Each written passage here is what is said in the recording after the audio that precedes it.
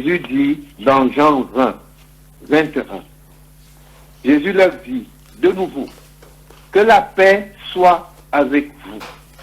Il dit, tout comme le Père m'a envoyé, moi aussi, je vous envoie. Amen. Tout comme le Père m'a envoyé en mission. Alors vous avez vu comment j'ai combattu. Il les a expliqué les Écritures. Ils ont vécu ce combat avec lui en Israël. Il est allé jusqu'à la croix. Il a dit, tout est accompli. Un cri de victoire.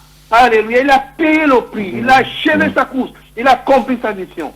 Il dit, maintenant, vous devez aller prêcher en mon nom. À toutes les nations. Comme le Père m'a envoyé. Moi aussi, je vous envoie. Amen. Alléluia. Allons-y dans Deutéronome 18. Comme le Père m'a envoyé, moi aussi je vous envoie. Allons-y dans Deutéronome 18. Quoi que Dieu nous parle ce matin. Amen. Verset 15. L'Éternel ton Dieu fera surgir pour toi et du milieu de toi, parmi tes frères, un prophète comme moi. C'est lui que vous devrez écouter. C'est lui que vous devrez écouter.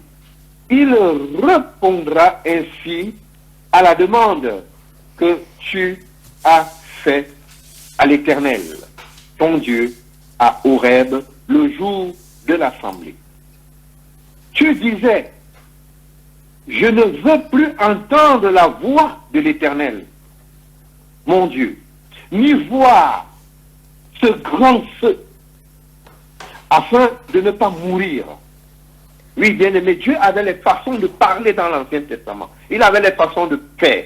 Il parlait, et même les prophètes de l'Ancien Testament te disent que quand Dieu parle, les biches accouchent, les montagnes tremblent. Vous avez lu ça, n'est-ce pas, des métaphores. Quand Dieu parle vraiment, la Bible nous dit qu'il parlait au milieu du feu, au Sinaï, et tout ça. Oui, plusieurs d'entre eux disaient que, oh, j'ai vu Dieu, je vais mourir.